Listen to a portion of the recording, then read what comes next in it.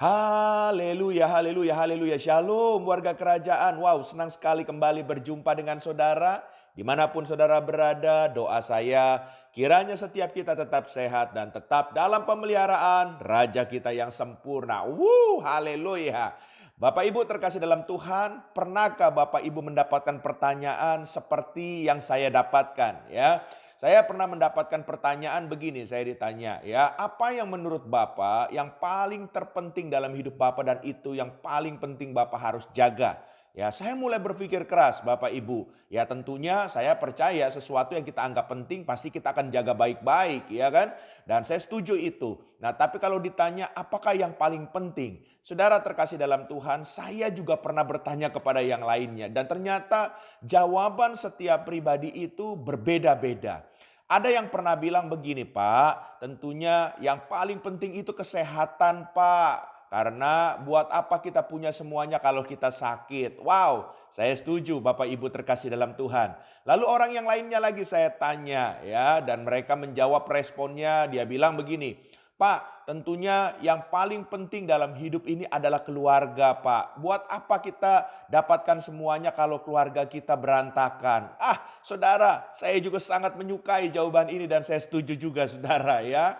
Ada lagi orang yang ketiga yang saya tanya, Pak, apa yang harus Bapak jaga, Pak? Yang paling penting dalam hidup Bapak. Dia bilang begini, Pak, tentunya apa yang sudah kita punya yang harus kita jaga dalam tanda kutip itu kekayaan kita. Karena kan Pak, kita bisa ada hari ini nggak tiba-tiba Pak. Kita kumpulin sedikit demi sedikit, kita harus jaga baik-baik.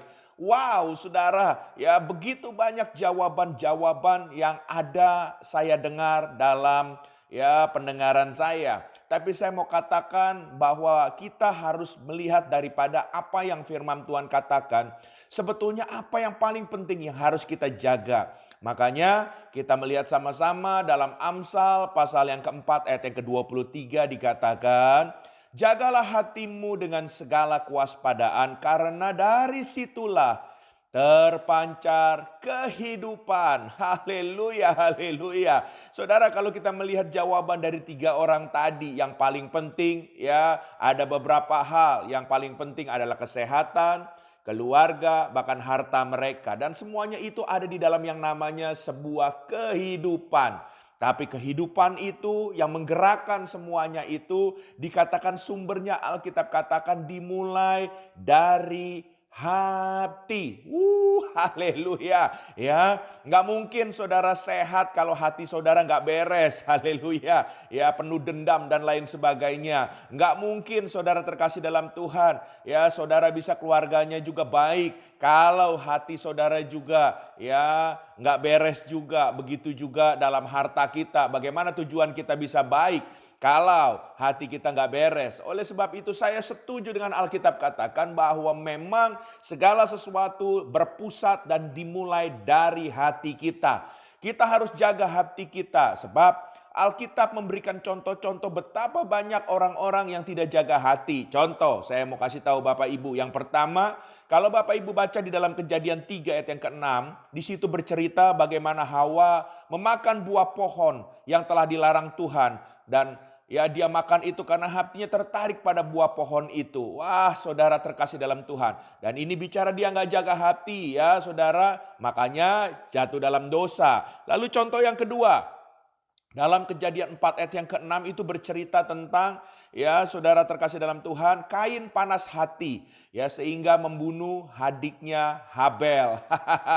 Haleluya, dia nggak jaga hati saudara, makanya dia panas hati. Wah, akhirnya dia pun jatuh dalam dosa. Lalu siapa lagi? Saul. Kalau kita baca di dalam 1 Samuel 18 ayat yang ke-7 sampai dengan yang ke-8, dia iri dengan apa yang diraih atau didapatkan Daud. Ya, sekalipun pada saat itu sebetulnya dia masih raja, saudara. Ya, tapi dia sudah iri. Ini bicara dia nggak jaga hati. Akhirnya apa? Dari iri itu membuat malas semuanya hancur dalam hidupnya. Wow, saudara. Satu lagi contohnya. Siapa? Kalau saudara baca di dalam kitab Ester pasal 3 ayat yang ke-5 dikatakan bahwa Haman panas hati ketika Mordekai tidak memberi hormat kepadanya. Bayangkan, hanya cuma karena tidak diberikan penghormatan, dia bisa panas hati, saudara. Wow, ini adalah tipe orang-orang yang gak bisa jaga hati. Makanya kita lihat semuanya ya tidak bisa mencapai garis finish dengan baik.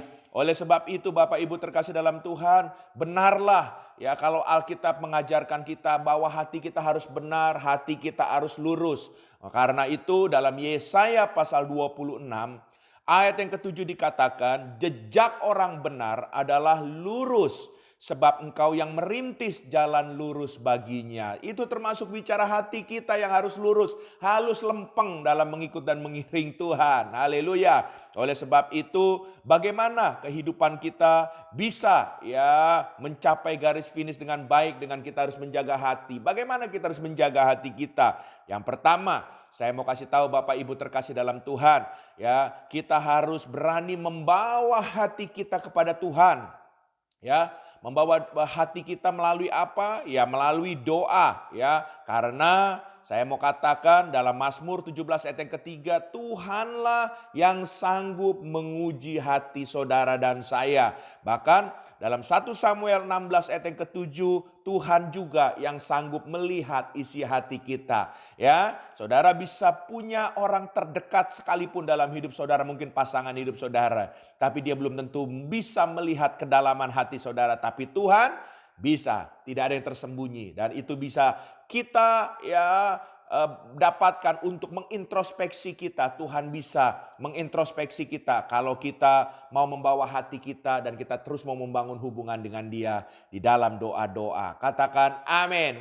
Haleluya. Hal yang kedua, saudara terkasih dalam Tuhan, belajar kepada firman Tuhan. Sebab firman Tuhan adalah sarana yang paling ya kalau menurut saya paling efektif ya dan sangat ya bisa dipercaya untuk apa? Mendeteksi hati kita ya. Dia bisa menjadi cermin buat kita ya. Oleh sebab itu bacalah firman Tuhan setiap hari, maka saudara tetap bisa menjaga hati saudara untuk berkenan di hadapan Tuhan. Haleluya. Dan tentunya hal yang ketiga yang terakhir ya, saudara harus mau selalu siap sedia dibentuk oleh Tuhan ya. Sebab Tuhanlah ahlinya ya dalam memulihkan hati, ya dalam membentuk hati kita agar kita dijadikan ya segambar serupa dengan Dia ya. Seperti yang Yeremia 18 ayat yang pertama sampai dengan yang keenam, di situ Tuhan sanggup ya membentuk ulang bahkan hati yang hancur, Tuhan bisa berikan hati yang baru. So, hari ini izinkanlah Raja kita berkuasa di dalam hati dan hidup saudara. Tuhan memberkati, izinkan saya berdoa. Tuhan, hamba berdoa dalam nama Yesus untuk setiap kami para pendengar program ini dimanapun berada. Tuhan, Engkau sendiri yang terus mengingatkan kami, mengintrospeksi kami, bahkan menjaga hati kami, menolong kami agar kami bisa selalu berjalan dalam kehendak-Mu yang kudus. Biarlah kami percaya di saat Engkau turun tangan, Engkau akan bisa membawa kami masuk dalam destiny Tuhan. Terima kasih dalam nama Yesus. Haleluya. Amin.